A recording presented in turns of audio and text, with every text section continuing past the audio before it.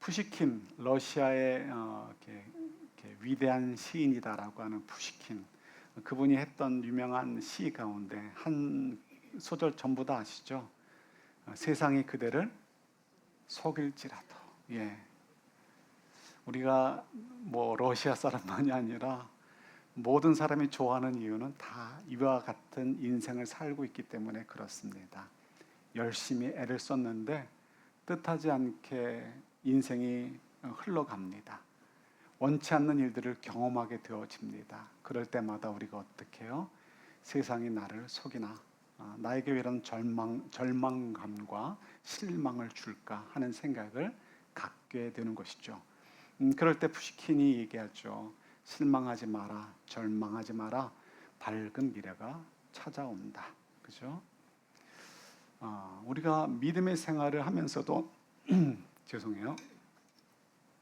저희가 믿음의 생활을 살면서도 때로는 믿음이 나를 속일지라도 라고 생각이 들 때가 없지 않아 있습니다. 없다라고 생각하는 분들은 믿음이 좋은 것보다는 믿음이 없을 확률이 커요. 왜냐하면 선지서들을 보면 위대한 선지자들도 예레미야, 뭐 하박국 이런 선지자들조차도 정말 하나님 나를 속이셨습니까? 어떻게 이럴 수 있습니까? 욥도 마찬가지죠. 이런 식으로 불평을 하는 거예요. 왜요? 내가 하나님을 믿고 신뢰하고 따라갔는데, 믿음을 따라 살아갔는데 왜 이렇게 원치 않는 일들이 벌어지고, 내가 하나님의 사랑을 받는다면 왜 이런 일들이 내 삶 가운데 벌어지게 됩니까? 라고 할 만한 일들이 많이 있기 때문에 그렇습니다. 그래서 우리가 이런 고백들이 사실은 믿음이 좋을수록 나올 수밖에 없어요. 그러나 이제 우리가 욥기를 이해하게 되어지고 또 하나님 말씀을 이해하게 되어지면 이래서 그렇군요라는 것이 조금씩 풀려가는 것이죠. 그래서 욥기가 참 중요하기도 합니다. 정말 예수님께서 이 땅에 오셔서 저희에게 은혜를 베푸신 것이 우리가 기다리던 정말 기쁜 소식일까? 한번 생각해 봐야 되겠죠. 믿음이 나를 속일지라도라고 이야기하고 싶을 만큼 우리가 믿음을 따라 열심히 기도하고 살아도 어려울 때가 있는데, 정말 예수님이 이 땅에 오셔서 태어나시고 33년 동안 사시다가 가신 것이 정말 우리에게 유익하고 기쁜 소식이었을까? 우리가 좀 생각해 보려고 합니다. 사람들 믿기 어려운 거예요. 그래서 예수님께서 이 땅에 오신 것이 우리에게 얼마나 큰 은혜인지를 하나님께서도 여러 갈래로 여러 차례 말씀하고 계시는 것을 발견하게 됩니다. 그 중에 하나가 오늘 말씀이에요. 하나님께서 우리에게 알리고 싶으신 거예요. 예수님께서 이 땅에 오신 것은 정말 기쁜 소식이란다. 너에게 정말 소중한 축복이란다라는 것을 알려주고 싶으신 것이죠. 여러분 잘 아시는 대로 사가랴라는 사람이 이제 오늘 본문에 나오는 주인공입니다. 근데 이분은 아주 이렇게 사람들로부터 칭송을 받는 레위 지파 사람이었습니다. 레위 지파 사람들, 제사장 그룹이 이렇게 칭송을 받는 사람들이다라는 의미가 아니고요. 그 중에서 요 사가랴가 그의 아내인 엘리사벳과 함께 그런 칭찬을 받는 사람이었다라는 것이죠. 그래서 오죽하면 성경에서 의로운 사람이다, 하나님 앞에서 의로운 사람이다라고 표현하고 있어요. 근데 여러분, 하나님 앞에서 의로운 사람이다라고 표현을 받는 사람들은 흔치 않습니다. 끼케야, 아브라함, 욥 이런 사람들만 하나님 앞에서 의로운 사람입니다라고 성경에서 이야기를 해요. 그런데 그 중에 이 엘리사벳이란 여인과 사가랴라는 남편의 이름이 올라가 있습니다. 그만큼 괜찮은 분들이다라는 거죠. 그런데 가만히 보니까 이분들에게 문제가 있어요. 무슨 문제가 있냐면 나이가 많은데도 자녀가 없어요. 당시에는 자녀가 없으면 심각합니다. 왜일까요? 두 가지, 적어도 두 가지 이유가 있어요. 첫 번째는 재정적인 문제예요. 지금은 이렇게 은퇴를 하게 되어지면 우리가 연금을 들거나 아니면 최소한 미국 정부가 굶어 죽게는 해주지 않아요. 책임을 져줘요. 그죠? 그런데 과거에는 그게 있어요, 없어요? 없죠. 그래서 부득불 자녀들한테 의지할 수밖에 없습니다. 그러니까 어떻게 보면 옛날에는 큰 아들한테 재산을 거의 이제 아이들 말로 얘기한다면 몰빵을 해주죠, 물려주죠. 그 이유는 이 우리 가문을 잘 지켜야 되는 것도 있지만 뭘 의탁하려고요? 자기 자신을 의탁하기 위해서 이제 큰 아들, 이제 장손에게 다 물려주지 않았나 이런 생각을 가져보게 되기도 합니다. 우리가 생각하면 굉장히 비합리적이지만 옛날에는 어쩔 수 없었으니까 아마 그러지 않았을까라는 조그만 이제 추측을 해보게 되기는 합니다. 그러니까 첫 번째로 지금 엘리사벳과 사가랴는 경제적으로 큰 위기 앞에 놓여 있어요. 그죠? 두 번째, 사회적으로 종교적으로 문제가 있어요. 뭐냐면 잠언서라든가 구약의 말씀들을 보면 자녀들은 정말 하나님께서 주시는 복으로 이야기를 되어집니다. 자녀의 축복. 자녀를 많이 낳는 것이 뭐예요? 노동력이죠, 옛날엔. 그러니까 경제적으로도 더 풍성해질 수 있고, 그리고 그것은 누구로부터 받는 복이다? 하나님으로부터 받는 복이다라고 생각을 했어요. 그러니까 사가랴는 제사장직을 담당하는 레위족이었지만 자녀가 없는 것 때문에 사실 사람들로부터 별로 저 사람은 별로 하나님의 복을 받은 분이 아니야라고 생각하게끔 되어 있었던 거예요. 거기다 나이가 많다라는 표현은 당시의 문헌들을 보면 60세가 넘었을 것으로 추정을 합니다. 그래서 그 당시의 문헌들을 보면 60세가 넘었을 때 나이가 많다라는 표현을 하는 경우가 있었어요. 그래서 아마도 이런 경우를 보면 이 사가랴의 나이가 그 정도 되지 않았을까라고 생각해 보게 되기도 하는 것이죠.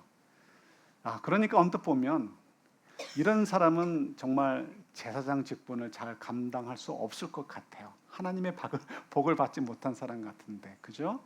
그래서 성경에서 이미 미리 얘기해 놓고 가는 것 같아요.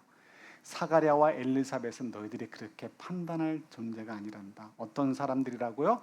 여호와 앞에서, 하나님 앞에서 어떤 사람이다? 의로운 사람이다. 그러니까 우리가 함부로 판단하면 안 되는 거예요. 이래서요. 누가 병에 걸렸어요. 저 사람은 무슨 죄를 져서 저런 병에 걸렸을까? 아니라는 거예요. 절대 판단하지 말라라는 거예요. 하나님의 쓰임을 위해서 또 하나님의 뜻 안에서 벌어지는 일들이기 때문에 우리는 그것을 논리적으로 공식적으로 뽑아낼 수가 없어요. 어느 경우도 공식적으로 알아낼 수가 없습니다. 그래서 어떠라고요? 판단하지 말라라고 말씀하시는 거예요. 자, 어쨌든 그 사가랴가 평생 한번 걸릴까 말까 하는 좋은 일에 걸렸어요. 제비뽑기를 해가지고 걸렸는데 뭐가 걸린 거예요? 성소에 가서 분향 그 향단을 섬기는 일을 맡게 되었습니다. 성소는 아무나 들어가는 게 아니에요. 당시에 제사장 역할을 할 수 있는 레위족의 그 남자들이 10,000명이 넘었다라고 해요. 10,000명 됐다라고 하는데 그 중에 한 명이 들어가는 거니까 이건 정말 평생 한 번 그 일에 당첨되면 굉장히 영광스러운 일인 것이죠. 그래서 당첨이 됐네요. 그래서 가서 섬기게 되었습니다. 섬기러 들어갔는데 보통 어떻게 하냐면 두렵죠, 무섭죠. 그래서 분향단에다가 얼른 향을 피우고 나왔습니다. 나올 때는 이제 절을 하고 그리고 나오는 것이죠. 보통 당시에는 제사를 2번 드렸습니다. 아침에 제사, 저녁에 제사. 그래서 제사 드리기 전, 아침 제사 드리기 전에 향을 피우고 그다음에 저녁 제사가 끝난 후에 향을 또 피웠습니다. 그러니까 하루에 2번 들어가는 것이죠. 자, 들어갔는데 사람들은 밖에서 기도하죠. 우리 제사장이 들어갔는데 얼른 나오지 않습니다. 향만 얼른 피우고 절하고 나와야 되는데 시간이 걸려도 나오지 않는 거예요. 그래서 옛날 같으면 딸랑딸랑딸랑 소리가 안 나면 어떻게 돼요? 이 사람이 죽었나 보다 할 텐데 뭐 그런 건 아니었던 것 같아요. 그래서 왜 안 나올까 하는데 사람들이 뭐라고 얘기했냐면 아마도 저 속에서 하나님의 환상을 받나 보다, 메시지를 받나 보다라고 사람들이 웅성거리게 되었습니다. 그리고 실제로 어떤 일이 벌어지죠? 천사 가브리엘이 나타나서 이야기해 주죠. 어떤 이야기를 해줘요? 우리 13절 한번 같이 볼까요? 13절 말씀 같이 봤습니다. 천사가 그에게 말하였다. 사가랴야, 두려워하지 말아라. 내 간구를 주님께서 들어주셨다. 내 알내 알리사벳이 너에게 아들을 낳아줄 것이니 그 이름을 요한이라 하여라. 이 말씀을 주시게 된 거죠. 그래서 정말 사가랴가 이 말씀을 받고서 나오게 됩니다. 너무너무 기쁜 소식이죠. 기쁜 소식이죠. 그들이 정말 기다리던 기쁜 소식입니다. 우리는 아들을 낳을 수 있을까? 우리는 자녀를 낳을 수 있을까? 마치 아브라함과 사라가 연상되듯이 이 엘리사벳과 사가랴와 엘리사벳도 그와 같은 마음이었을 것입니다. 완전히 포기했는데 갑자기 천사가 나타나서 추정컨대 60세쯤 혹은 그 너머의 나이가 되었을 때 너 이제 아들을 낳게 될 거야 라고 말씀을 해주신 것이죠. 그러니 얼마나 기쁘겠습니까? 믿고 안 믿고를 떠나서 너무너무 기쁜 일인 것이죠. 그렇게 나오게 되었습니다. 자, 그렇다면 이 이야기를 왜 성경에 기록해 놓았을까요? 생각해 봐야죠. 그죠? 우리가 하나님께 간절히 기도하면 60이 되어도 아이를 낳을 수 있다라는 메시지를 주시기 위해서요? 아니죠. 그런 거 아닙니다. 성경에는 어떻게 하면 아기를 낳을 수 있다라는 것을 가르쳐 주지 않습니다. 우리가 아무리 기도해도 난 정말 아기 갖고 싶지 않아요 라고 아기를 갖는 사람이 있고, 나는 정말 아기를 갖고 싶어요 라고 해도 주지 않으시는 분들이 있습니다. 그래서 우리 기도의 차원을 넘어서 하나님께서 창세전부터 계획해 놓으신 일들이고, 그런 일들이 우리 삶 가운데 너무나 많이 있는 것이죠. 그래서 성경에서는 어떻게 기도하면 아기를 낳는다, 어떻게 기도하면 눈이 떠진다, 이런 걸 가르쳐 주지 않습니다. 그런 것들은 주님께 맡기고 단지 우리는 주님의 인도하심을 의지하며 살도록 우리에게 메시지를 전달해 주시죠. 그러니까 이 사가랴의 이야기도 분명히 이유가 있을 거라고 왜 기록해 놓으셨을까? 그런데 그 기다리던 기쁜 소식이라는 것에 우리가 초점을 맞출 수 있는 것 같아요. 사가랴의 그 소식은, 사가랴가 받은 그 소식은 그 가정에서 받았던 기쁜 소식인데요. 이 기쁜 소식이 다른 사람들에게도 기쁜 소식이 되기 때문에 우리에게 기록해 놓고 읽게 하시는 것이죠. 왜일까요? 우리 17절, 우리 오늘 이렇게 우리 17절 말씀만 또 보도록 하겠습니다. 17절입니다. 그는 또한 엘리야의 심령과 능력을 가지고 주님보다 앞서 와서 부모의 마음을 자녀에게로 돌아오게 하고 거역하는 자들을 의인의 지혜의 길로 돌아서게 해서 주님을 맞이할 준비가 된 백성을 마련할 것이다. 이 말씀은 사가랴와 엘리사벳이 낳은 아들이 그냥 아이가 아니고 어떤 아이다? 어떤 인생을 살 것이다? 하나님께서 예배해 놓으신 메시아의 길을 예비하는 인생을 살게 될 것이다라고 말씀해 주고 계시는 거예요. 그러니까 이 말씀을 통해서 알 수 있는 것은 사가랴의 입장에서는, 엘리사벳의 입장에서는 아들을 낳는 것 자체로도 기쁜 소식이지만 진짜 기뻐야 될 것은 아들이 태어난 것으로 정도가 아니라 그 아들이 어떤 인생을 살 것인가, 하나님으로부터 어떤 존재로 이 땅에 보내심을 받았는가를 알게 될 때 훨씬 기쁨이 커질 수밖에 없는 것이죠. 그런데 가만히 보니까 그 아들이 예비하는 길 뒤에 누가 오시는 거예요? 오랫동안 기다렸던 메시아가 오시는 것이죠. 우리를 구원해 주시는 분이 오시게 되어지고 우리를 하나님을 아빠 아버지라고 부르게 하시는 그 하나님의 아들이 오시는 것입니다. 그러니 사가랴의 입장에서도 단지 경제적으로 의지하고 사회적으로 나 그래도 아들 낳았어라고 하는 정도로만 자랑할 아들이 아니라, 그것만으로 기뻐할 아들이 아니라, 우리가 오랫동안 조상 때부터 기다려왔던 메시아가 드디어 태어나게 되었습니다. 메시아가 우리를 위해서 이 땅에 오십니다라는 그 소식을 알게 되었으니 그 기쁨이 진짜 더 클 수밖에 없게 되는 것이죠. 그리고 그 기쁨을 사람들이 알아가기를 원하신 거예요. 그래서 하나님께서 여러 갈래를 통해서 여러 가지로 계속해서 이 소식이 우리 마음속에 얼마나 기쁜 소식인지를 알게 하시고 전하시려는 것을 보게 됩니다. 그래서 가만히 보면 사가랴가 성소에서 나올 때 몸에 변화가 있었죠. 어떤 변화가 있었어요? 말을 못하게 되었어요. 말을 못하게 되었어요. 왜 말을 못하게 하셨을까요? 어떻게 생각하면 믿지를 못하니까 이놈 믿지를 못해 이놈 자식 하면서 막으셨다라고 할 수 있을지 모르겠고요. 반드시 낫는다, 믿어라 좀 제발, 그래서 좀 말 못하게 하셨을 수도 있고요. 그런데 말을 못하게 하는 것을 통해서 사가랴와 엘리사벳도 믿을 수 있게 되겠지만, 지금 밖에 있는 사람들이 누구를 기다리고 있어요? 사가랴를 기다리고 있어요.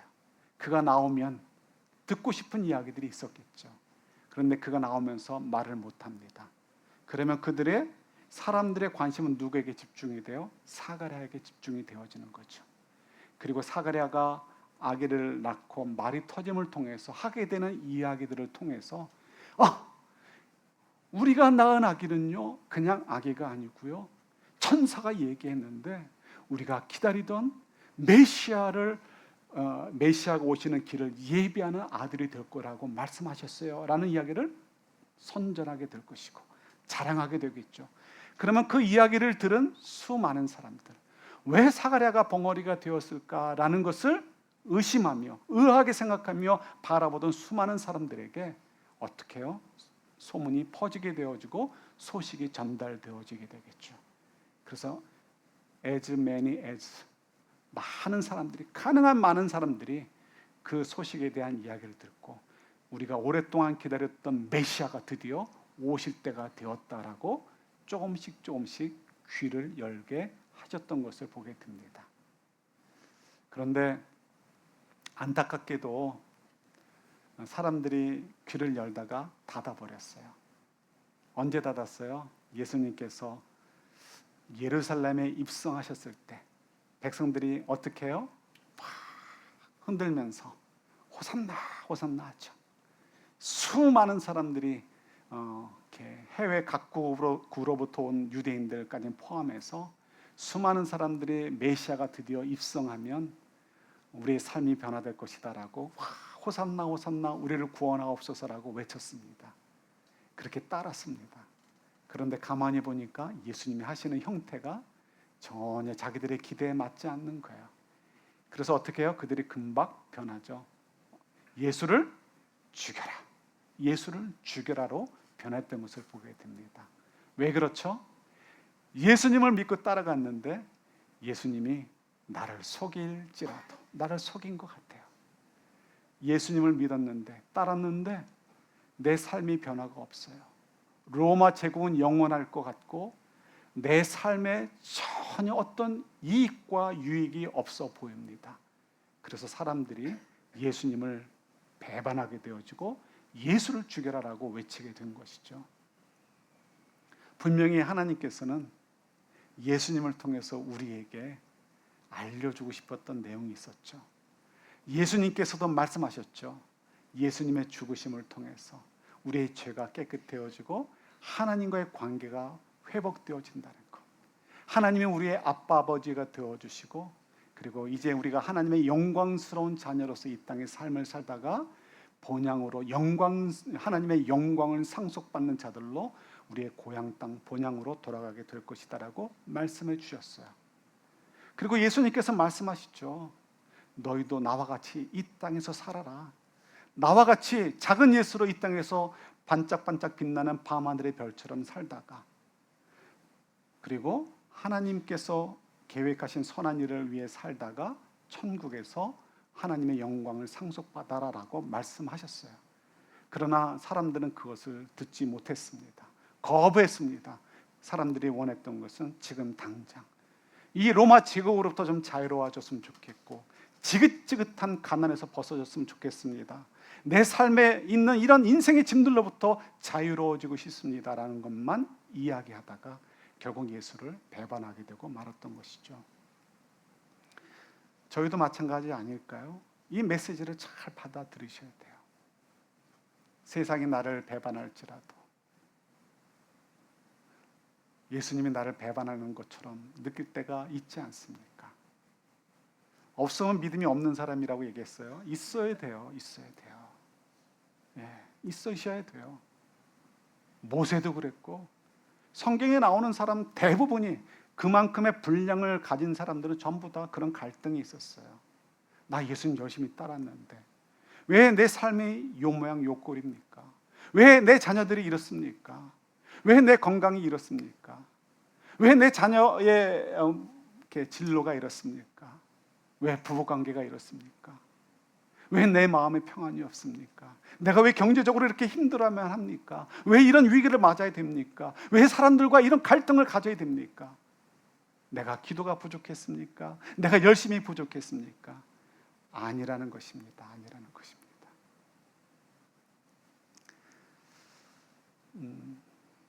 한쪽으로만 얘기하면 이렇게 한번 생각해 보셔도 좋을 것 같아요. 저희 가족들 가운데, 우리 심포니 가족 가운데 갑자기 쓰러지신 분이 계시잖아요. 속상하지 않겠습니까? 속상하죠. 원통하죠. 물론 내가 부족한 면이 있었다 할지라도 왜 하나님께서 내 부족을 뛰어넘어서 나를 왜 보호하고 하시고 인도해 주지 않으실까? 그런 마음 갖지 않겠습니까? 당연히 가지셔야죠. 그 다음에 이제 지나가야 되는 것이죠. 그럴 때 우리는 어떻게 될까요? 어떻게 될까요? 왜 하나님께서는 우리 인생의 짐들을 좀 덜어주시고 우리가 탄탄대로를 걷듯이 그렇게만 하지 않으실까? 적어도 예수님께서 이 땅에 오셨다 가시면서 이제 너희는 하나님을 아빠, 아버지라 부르라 라고 하셨다면, 내가 세상 끝날까지 너희와 함께 할 거라고 하셨다면 달라져야 되는데 왜 달라지지 않을까요? 우리 그분과도 제 얘기를 나눴었습니다. 여러분들하고 나눴지만 저도 아버지께서 일찍 돌아가셨어요. 이제 1월 달에 돌아가셨는데 저희 누나가 고3 되어지고 저 고1 되어지고 제 동생이 중2인가 되는 때입니다. 너무 중요한 때 아닙니까? 교회가 좀 사이즈가 조금 있었지만 옛날에 이렇게 목사의 삶이라는 것이 굉장히 이렇게 여유가 없잖아요. 제 기억에 아버님 돌아가셨을 때 캐시가 5,000원 있었던 것 같아요. 모르겠어요. 다른 게 제 기억으로는 없었어요. 5,000원 있었던 것 같아요. 그만큼 힘들었죠. 올해도 누나를 보고 오면서 누나가 제가 조금만 알았으면 딴 학교 가라고 했을 텐데 괜히 나온 학교 가라고 했다라고 얘기한 적이 있습니다. 그리고 왔었는데 너무 어려우니까 서울대 의대를 갈 수 있는 실력임에도 불구하고 성적임에도 불구하고 학교에서 전액 장학금에다가 그때 돈으로 매달 15만 원 이제 월급 준다고 해가지고 글로 간 거예요. 그러니까 그때만 해도 제가 조금만 어른스러웠으면 제가 휴학을 하고 이렇게 15만 원 버는 한이 있어도 그냥 그죠? 좋은 학교 가라고 했을 텐데 그러지 못한 게 되게 마음이 되게 미안한 거예요. 너무 무지하고 몰랐어가지고 누님의 입장에서 아니라고 하지만 저는 굉장히 미안하죠. 네. 그렇게 어려운 시간을 가졌어요. 그러면서 제 마음속에 생각하는 거죠. 왜 하나님께서 아버님을 일찍 데려가셨을까? 지금도 답은 없어요. 그런데 제가 믿는 것은 있습니다. 뭐냐면 하늘나라에 가면 이래서 그렇게 하셨군요. 이래서 그렇게 하셨군요. 왜요?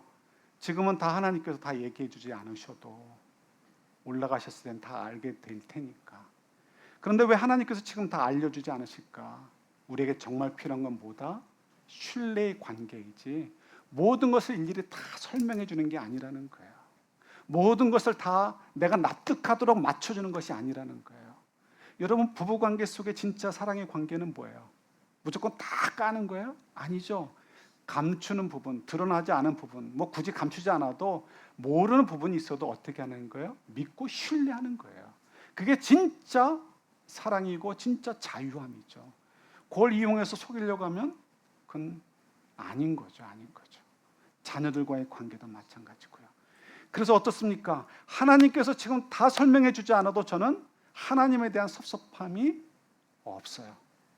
조금 있지만 믿음으로 그걸 극복하려고 애를 써요. 왜요? 나는 섭섭할지 몰라도 내가 알게 되어진다면 하나님께서 그래서 이렇게 하셨군요라는 것을 정말 그렇게 될 거라고 믿기 때문에 그런 거예요. 천국에 빨리 가보고 싶어요.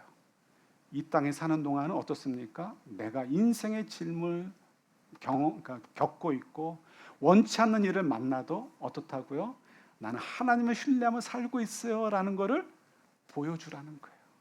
그 관계를, 하나님과의 관계, 진짜 믿음을 가지고 살면서, 가짜 믿음 아니고요, 나는 죽으면 천국 갈 수 있어요, 아멘 아멘 믿어요, 그런 거 말고 진짜 하나님을 믿어서 하나님을 신뢰하는 삶을 사는 모습을 세상 가운데 보여주라는 거예요. 진짜 믿음을 보여주라는 거예요. 너희도 살고 그것을 보여주라는 것이죠. 왜요? 그것이 너무나 소중하고, 예수님께서 이 땅에 오셔서 우리에게 베풀어 주신 그 은혜가, 하나님을 우리의 아빠 아버지라 부르면서 그 관계, 그 신실하신 하나님이 우리에게 좋으신 아빠 아버지 노릇해 주시기 때문에 믿고 살 수 있기 때문에 그런 거예요. 그죠? 그래서 예수님께서 이 땅에 오신 것이 진짜 복이 되는 거예요.